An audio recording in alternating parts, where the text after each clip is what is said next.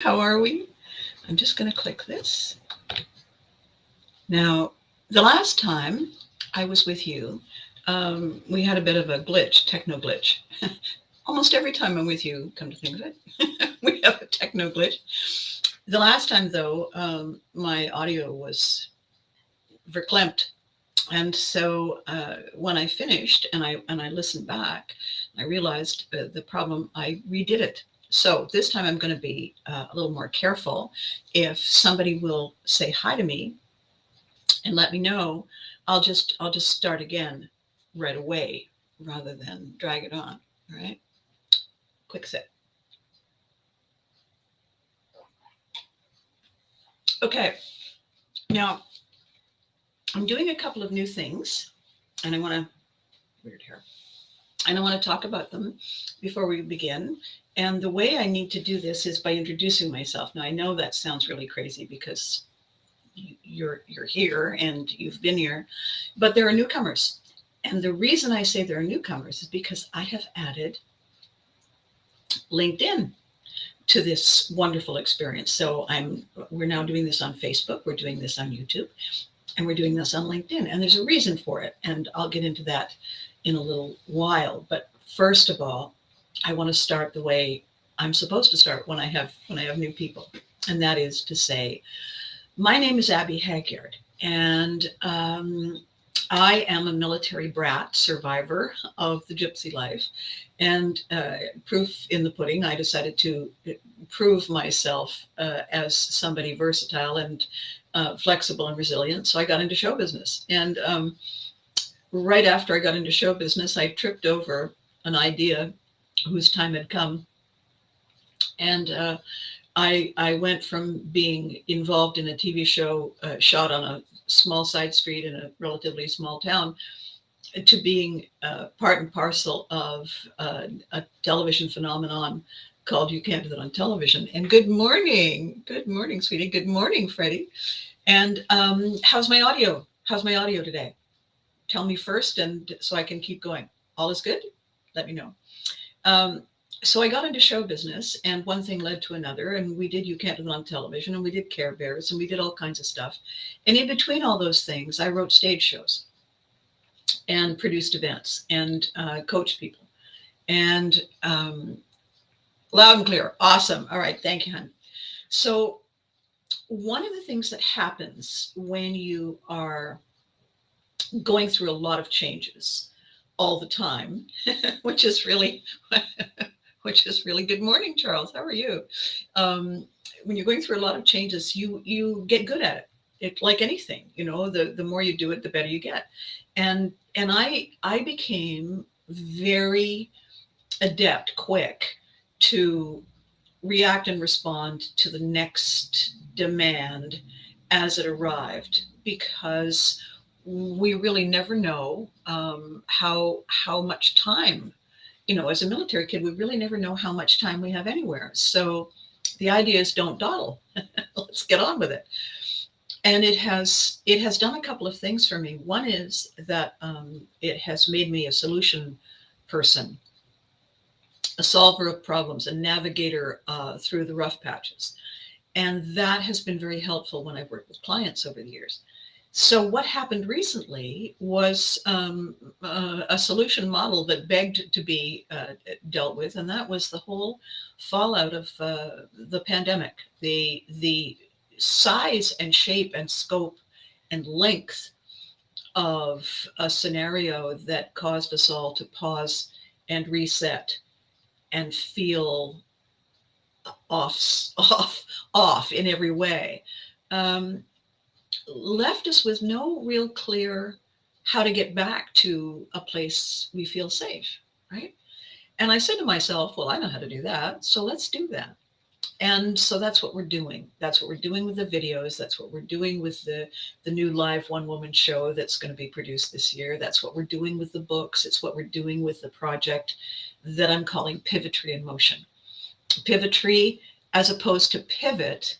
A pivot is what we physically do. Pivotry is the art form, is the creative way we find the best part of us to respond resolve, reset, recharge, refocus, and own what's going on.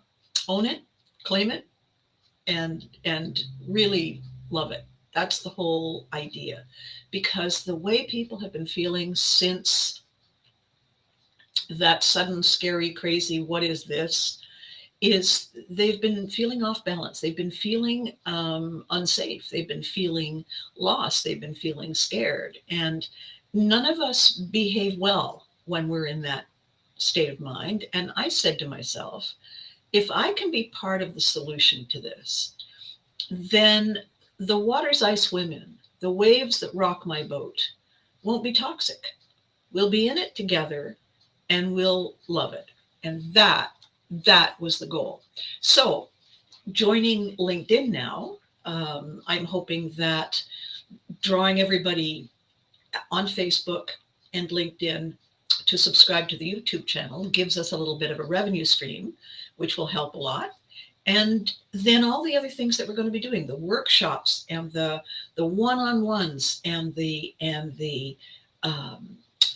sign up for the newsletter thing, like that whole thing that people do when they're motivating you.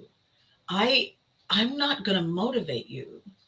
I'm going to mentor you. I'm going to show you where your toolbox is. I'm going to show you how to open the toolbox. I'm going to show you what the tools look like and how they work, which end of the tool you'll hold and what you do with it. And together we will do well. We will be amazing. I have a feeling. So with that said, today's episode, what we like about you, is a conversation about our individuality and what it is about us that is magic, and why we so crazily crave being like everybody else. Because that doesn't make any sense if individuality holds the magic, right? So this is what I wanted to talk about today. Ready? Okay, one more sip of coffee and let's do it.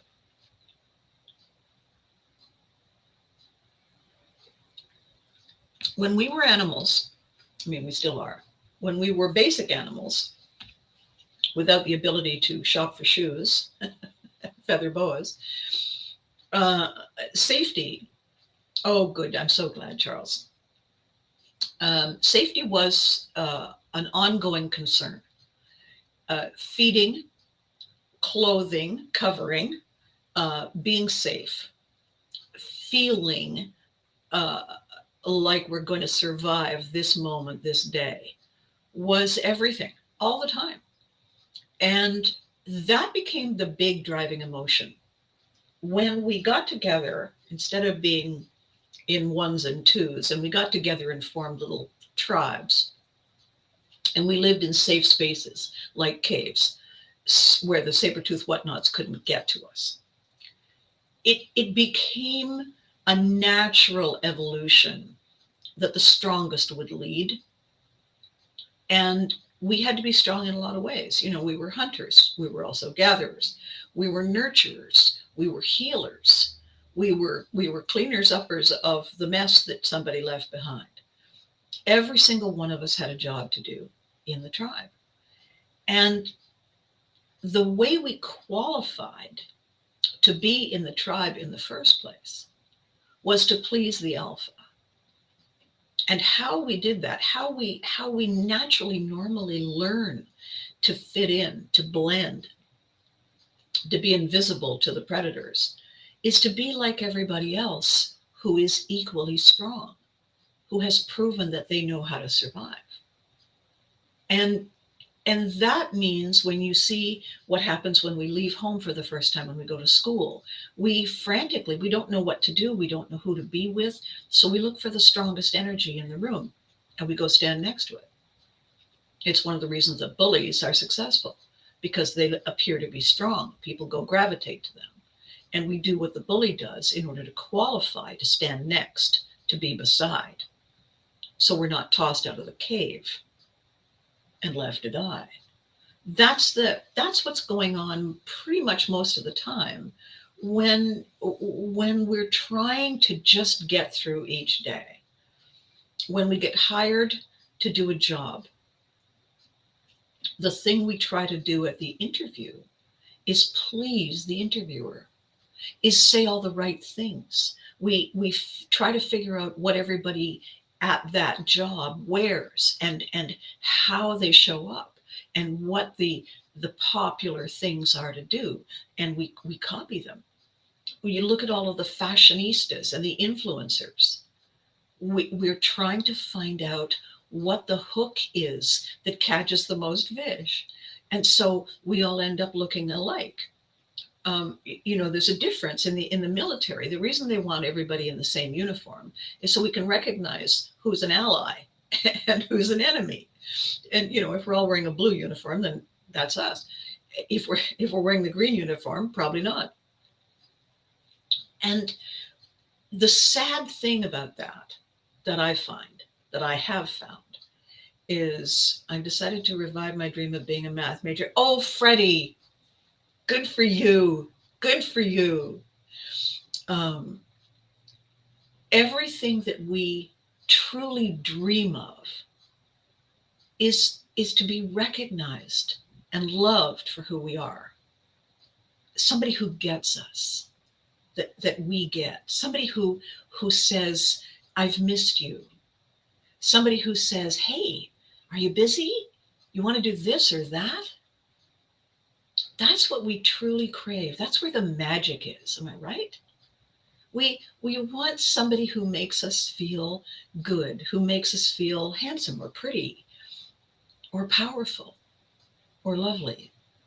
We want someone who gives us that sensation that we belong, that we're heard, we're seen, we're valued, we matter. These are the core cravings that we have. And they are underneath the fear-based ones. We're afraid we won't fit in because we want to fit in. We're afraid we won't be loved because we want to be loved.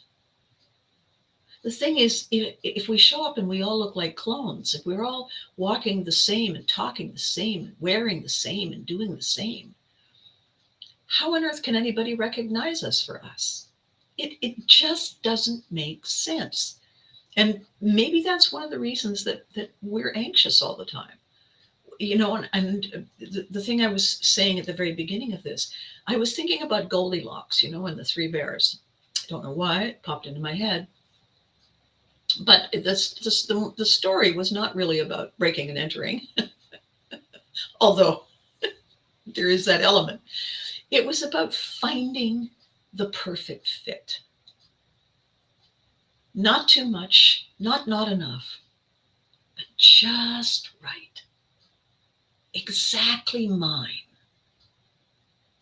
Well, how could there ever be an exactly mine if what we had to be to qualify was exactly the same? How could there be excellence? How could there be one of a kind? How could there be rare and magic if it was always the same old? You see, it doesn't make sense. Why are we doing it if it doesn't make sense? Well, we did it yesterday and we did it the day before. Without paying attention to our why, we have gravitated to the toddler terror child, the tired toddler child who just wants to be liked, who just wants to be safe, who just wants to fit in. And that makes a lot of sense when we're tired. That makes a lot of sense when we don't feel okay. It makes sense. It doesn't make magic.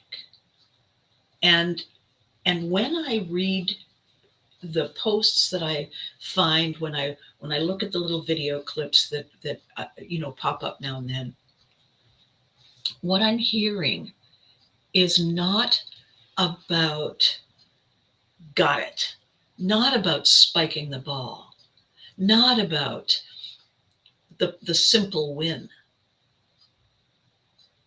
The things I'm seeing mostly are about getting by. They're about fetching and complaining and getting that tone in there's a phenomenon that is I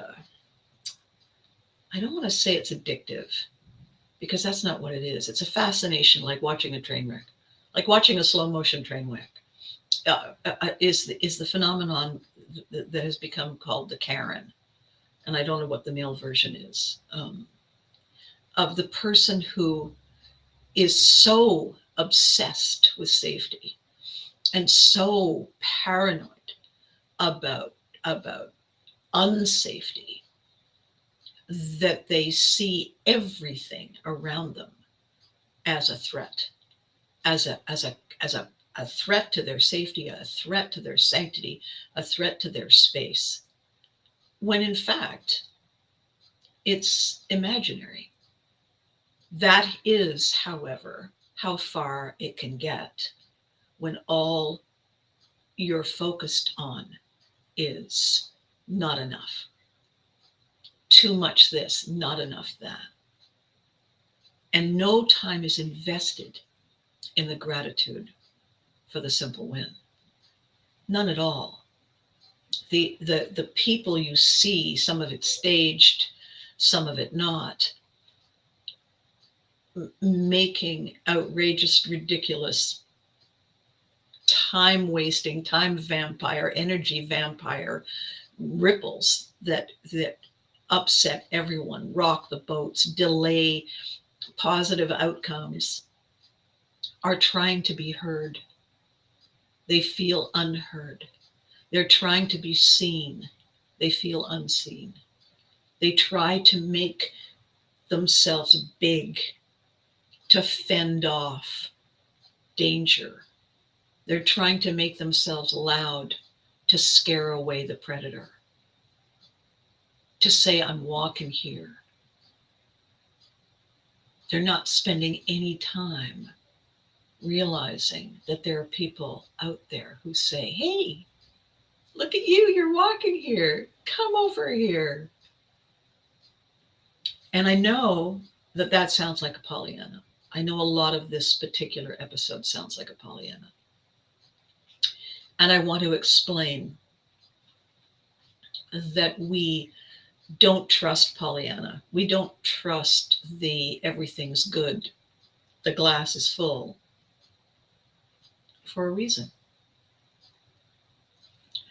The reason is underlying everything is this ancient survival, emotional cave brain, for whom every action is a delaying tactic to stave off, fend off, keep at a distance the worst possible outcome. That's its job. So while we thank it and have gratitude that it does all this work, I mean, it's the brain that keeps the heart pumping. It's the brain that keeps the digestion and the blood flowing and the blinking and the swallowing and the growing. It's the brain that keeps us going. It's also the brain that only lives in the present, that thinks we still live in that cave, in that one tribe, that still thinks, that feels and responds to the trigger that at any moment we could be under attack, that responds to the demand to keep us alive. And we are grateful for that. We also have thinking brains. We also have cause and effect brain. We also have creative brain. And when we bring them together, we have us. So the question today, what like about you is you. That's the answer. Who you are. You. Not how much you are like someone else. You. What that thing is that you do that makes you you. No matter what. That is how we recognize you. All snowflakes look alike until you get up close and personal. You know, when you get a great big dumping of snow, we don't say, look at all the magical differences between each flake. We say, what did I do with my boots? I got to go shovel this. We lose sight of the magic when we're overwhelmed by too much of a muchness. I did a thing yesterday and I did a thing the day before that I've been thinking about doing for a while. And I want to quickly tell you about it. I don't want to delay and lag on about it, but I do want to tell you about it. The beautiful, beautiful place that I live, this wonderful place that I live, that I found, that found me, that was waiting for me, underwent a transition in the fall. The ownership changed hands. And as with any ownership of any entity, along with the change of ownership became a change of, as well, of personnel and routine. And it disrupted the everyday sameness of living that the tenants had come to expect. It happened very quickly without any warning whatsoever, which is unsettling. It's, you know, you go to work to come home, your house is gone. Wait a minute. It was right here when I left.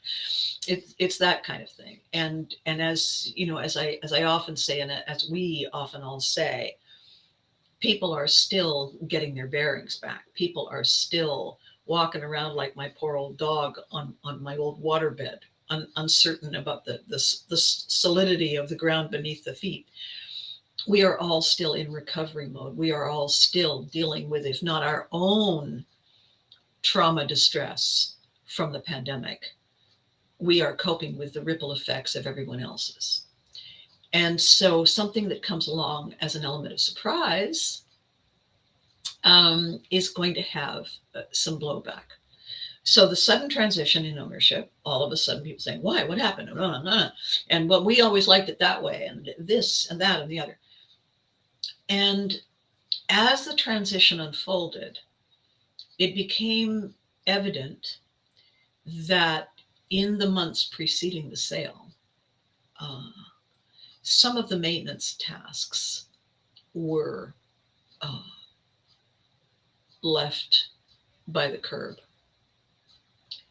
And the new owners, the new management, have had to step up and double time and repair things that should have been repaired, addressed, looked at, tested months ago, months and months and months ago, and weren't. And so as a result, for the tenants, for the people who are just walking by, old guard gone, new guard in, immediately after that, one after the other, what's going on now? Notices here, notices there. We regret to inform you. We apologize for the inconvenience. And, you know, as a military kid with lots of changes under my belt, with lots of transitions, the first thing that happens when you're completely new and in a new place is trying to figure out where your house is and where to park your car and what time school starts and when is lunch. And you're out of step. While you're trying to figure out all the logistics of things, you're not really 100% present in the coping and the managing and the owning and the thriving and the nurturing and the customer service and the attaboys. You're too busy tap dancing. So every now and again, when I've gone down to check for mail or say hello, I've said, how's everything going? And I do my usual on a scale of 1 to 10, how's the day? And some days have been amazing, and some days for them have not been amazing when this happened or that happened or the other happened. And when I've spoken to the manager who has said, so we're going to have to be doing this soon, and we're trying to figure out a way to minimize the ripple effect of it. And head office is doing its best to figure that out, and such and such and so and so. And on one of the occasions, I was on my way in when I heard another tenant complaining. And they had that voice, that tone. Well, all I'm saying is that thing, which meant that they weren't listening. They had their fingers metaphorically in their ears, and they were doing this, and they were blah, blah, blah, blah, blah, blah. They weren't listening because that tone has an angry da, da, da, da, da, da, da. And I thought, oh gosh, that's not great for anybody. And I wonder if there's something I can do. So when the tenant was coming out, I said, I love that sweater on you. I've seen you wear it before. It's an amazing color on you. The tenants, and I said, what? Oh, thanks. Yeah. My sister gave it to me. And I said, well, you should wear it more often. And when you're getting it dry cleaned, you should get something like it, because that's an amazing color on you. And they smiled. They said, oh, thanks. Yeah. Oh, yeah. Oh, yeah. And whatever, Vikings invented the oblique attack. Whatever was first and foremost, topmost in their mind, injustice and hard done by and uncertainty and somebody better listen to me, all of that, I was diffusing a little bit by talking about something personal, positive, and harmless, right? And I do that a lot. And they left. And I walked in, and the manager sitting behind the desk was sitting there, just waiting for me to come in, sitting there, nodding. And I said, hi. How's it going on a scale of 1 to 10? And he said, yeah, I don't want to talk about that. I want to talk about what I just heard. And I said, oh, yeah, are you okay? And he said, no, not that. What you just did. That's very sneaky. And I said, I know. Great thing is, I'm fairly colorful, but they don't see me coming. And he said, what? How did you learn that? And I said, rule number 1, when you're the new kid, rule number 1, when you don't know how long you have, rule number 1, when everybody feels busy and overwhelmed, is to get their attention in the immediate moment. How you get their attention? You make them glad they came. That's the easiest, quickest way to do it. Because if I just climbed on the bandwagon of snark and snipe and snide, they're not really listening to me. It just sounds familiar. It's not me talking to them about them. So I do the other thing. I find something really personal. I ignore what just happened and I point on that. And the manager said, yeah, I have to think about that. I need to add that to my list of stuff to learn how to do. I said, oh, you know what? It's easy. I'll teach you. And I said, so what's the problem? What's going on this time? And he said, oh, we found a leak and we're going to have to shut something down. We're going to have to move something. We're going to have to break it open. We're going to have to do this. And we just finished doing that. So it's just one more thing with drilling and dust and shutting things off and starting over and notices in the board. He said, I feel for them. The thing is, we got to fix it. And we got to fix it sooner rather than later before this damage causes more damage. And I said, understood. Absolutely. He said, yeah, we had somebody in earlier today saying they were going to do a Google review. And I said, what's a Google review? And he said, oh, they go on Google, they go online and they comment. And it's an open source. Anybody can do it. I said, is that right? He sort of blinked and he said, yeah, it is. And I said, all right then. It's too bad I don't know somebody who writes for a living. Let me see what I can do. And I went away and I did the Google review. And then I thought, that's one thing.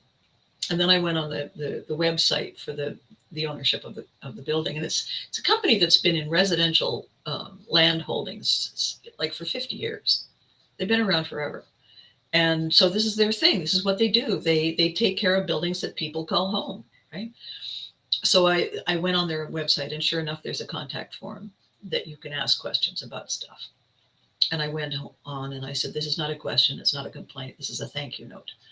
And I said, I wasn't being, flowery. I just said, I wanted to thank the decision makers and let them know that the people on the front line who are doing their best in this transition and in the months following are really, 110% every day, all the time. It is not easy to do. From my history, from my, tap dance, where are we going? How do we fit in? It is not easy to do. And I said, what I wanted them to know was, in case they were getting any kind of stuff, is that there are tenants who truly, deeply appreciate them, because people want to feel like they matter, like they're heard, like they're seen, like they're valued. And I said, your team is outstanding. They're doing everything they can, and it's exhausting. It's an uphill everyday battle. And I just want you to know that they deserve an attaboy for showing up every day and they're being patient, and they're being kind, and they're being considerate. And that matters. It doesn't cost anything. Good morning, Eddie. How nice to see you. It doesn't cost anything to be kind and considerate. What is difficult to do is, if we are overwhelmed, if we are feeling unloved, unsafe, unappreciated, it's difficult to find that safe, sweet spot. To be able to say, I'm tired of talking about what's not enough and what's too much. Today, I want to talk about what's just right. What is absolutely, exactly the thing I didn't know I needed. I want to talk about that today. Why? Because it makes me feel good. And if you don't like it, you can go and snipe over there and snide over there and snark over there. But I'm going to annoy you with my positivity to the best of my ability, so you'll stay over there where you belong. A smile is a great gift to give and receive. Yes, it is, Charles, very much. And I, over the years in the work that I've been asked to do and fallen into, smiling is the thing that gets the best immediate rewards. What I get back is a smile in return. What I get back is a laughter. What I get back is best thing I saw today. And to me, that's worth it. So today's episode and the one on Thursday, what we're talking about this week is what kind of emotional baggage, what kind of sense of identity and self-worth and love of self, self-awareness, self-care, self-policing of boundaries, recognizing others, respecting others, resetting what isn't working. Emotional baggage comes in two forms. It's the kind we can't wait to claim, and it's the kind we really should kick to the curb. The interesting thing, the metaphor about baggage claim, the metaphor continues. When we get on a plane, when we get on a public conveyance to take us from here to the other side, there is a limit placed on the baggage we're allowed to bring. And that should be, I think, a rule in our everyday lives. A limit to the carry-on baggage you bring to this conversation, to my day, to my space. Why? because it's invisible. And if you're bringing tons of it, matching sets, steamer trunks full of it, I'm going to be tripping over it and banging my shin, falling backwards through doorways because I can't see it. It's like the conversation I have had in the past and will again. When you go to a restaurant, there's a large family, they've brought all the kids, and they're not keeping the kids respectful of the fact that there are others. Kids make noise. Kids are kids. Kids, however, do not have to be the loudest thing in the room. They can be taught to use the inside voice. And when parents become kind of tone deaf to the whole thing, and I have said, you know what, inside voices, because we're all here, we're all trying to have a nice time. And sometimes you get the snark, snipe, snide, and sometimes you get, oh, sorry, thanks. You know, it just kind of becomes a white noise for us. Emotional baggage is the stuff from the past that we bring to the present. Some of it is great. Some of it is not so great. The amount that we pack, the focus we place on it, that we surround ourselves with, does make us feel safe because it's familiar, does make us feel important because we have something legitimate to talk about. But I'll tell you what it also does. And I put the but in that sentence on purpose. Yes, it does this. Yes, it does this. However, it separates us. I can't get to see the full value of you. I can't get to see the smile.